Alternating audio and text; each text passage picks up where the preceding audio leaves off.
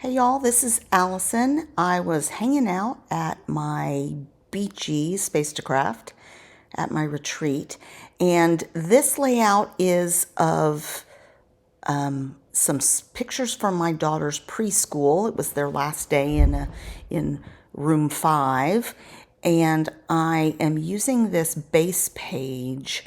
It's a 2-page base page as a starting point. So there are a couple things you can see here that are stuck down on the page, but for the most part, it's just a blank base page.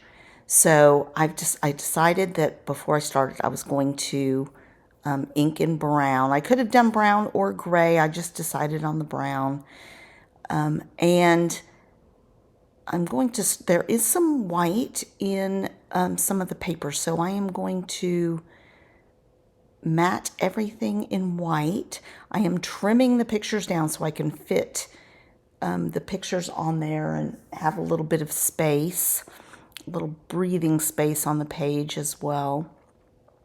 So we have some pictures of their lead teacher from that room and a digital scrapbook that I made of their year that we presented to her at the end of the year. So this was in, I think, July, right before they change classes.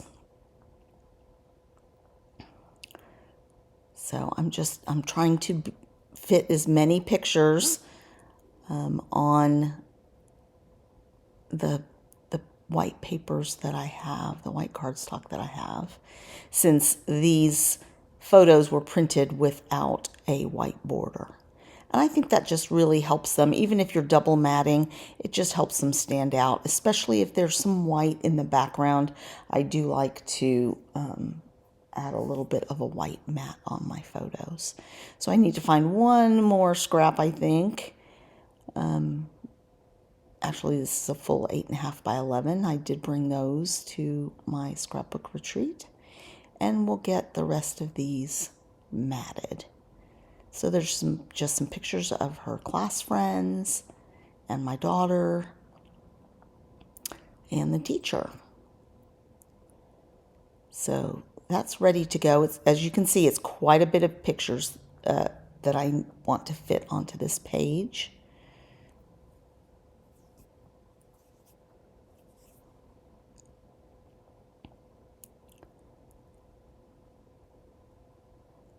And for embellishments, I have these papers were Keller creations, and so I have some of their sort of cut apart things that I'll use to add as embellishments on here.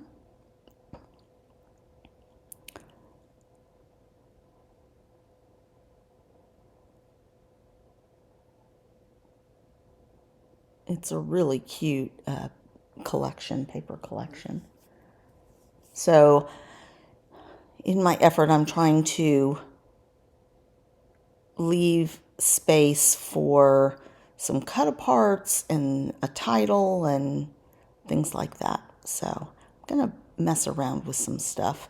Now this one was originally stuck on the paper and I pulled it off, so I need to cover where I pulled it from with a photo. And my Creative Memories circle cutter works for some of these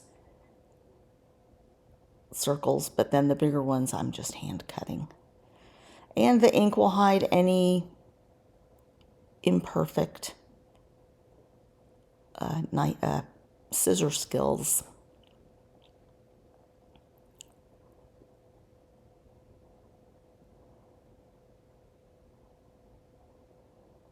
And I think I thought that I added a little journal box as well, but maybe I didn't.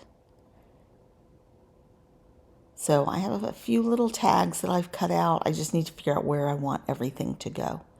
The page did come together pretty quickly, even though I was really not starting from scratch, but just starting from that base page. I think I spent 40 or so minutes on it, which is pretty fast for me.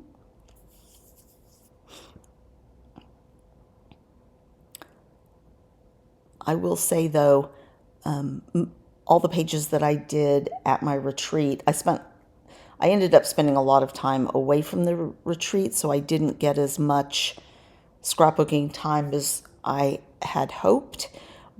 But each page I did, I'd get a page done in about an hour or less, and then I'd go visit with some friends or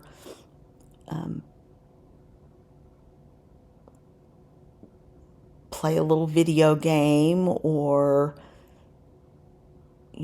hang out, eat a meal. I helped cook some of the meals too. So the letters for this come in these square or rectangular blocks. And I'm just going to lean into it and use those.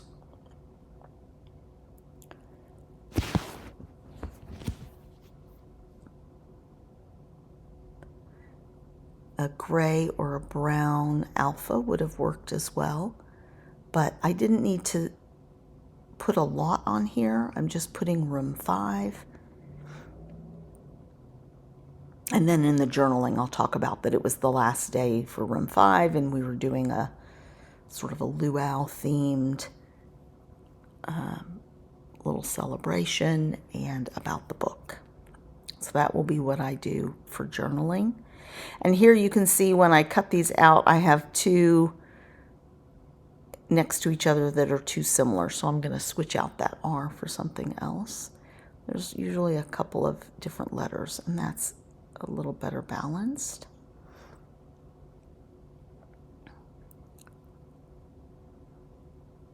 So I'm liking that.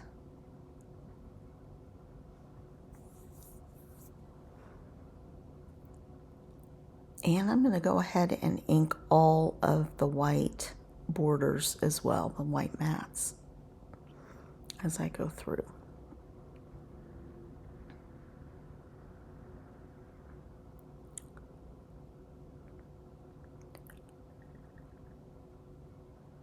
So you can see I did tear that paper just a tiny bit there at the bottom, but it's okay, I'm just going to cover it. So it's one of the things when you have a base page and what's on there is not going to work perfectly for what you want to do. You can cover it up, you can tear it off and move it around.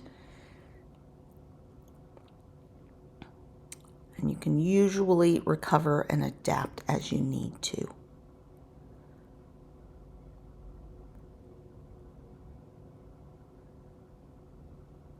And here I'm going to add that little tag to the top so that there's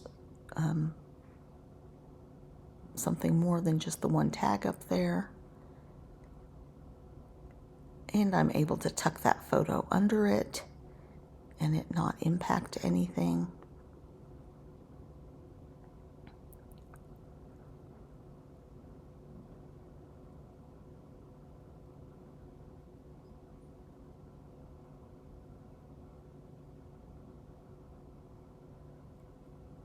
And we're getting close, I think. So I'm just looking for maybe a journal spot.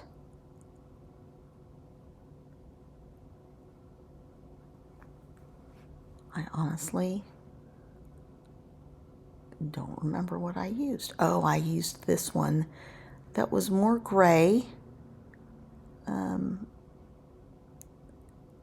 I liked the size of it, and I'm just going to tuck that in that corner, and I liked how that came out. It's going to be enough space, and I'm just double checking the little pieces of ephemera for anything else. I thought about pulling out some of these circles, but I don't need it on here.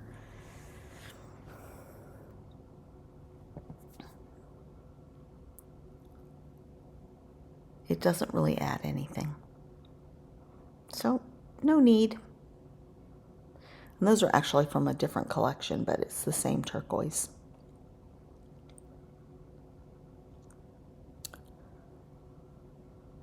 All right, and now I think I'm just double checking a few more things.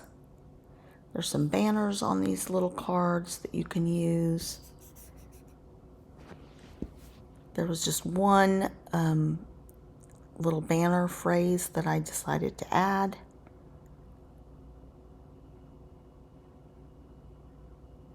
And I'm just going to fishtail, I think, both ends of it.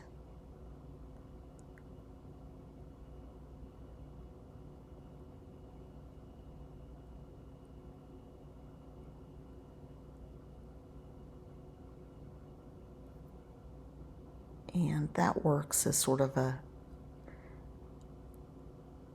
embellishment to the title there. And I have some enamel dots that are just the perfect color. I've got some turquoise. I think I have 2 tones of turquoise and one that's a yellow. And they're just perfect. So please give this video a thumbs up. Also, if you look at this, this base page would be a great way to use 6x6 papers. You could just do 4 quadrants on each page. So think about that if you're struggling to use your 6x6 pads. And come on back, I've got a few more layouts from my retreat, and then I'm probably going to do maybe a desk clear off video because my desk is a disaster.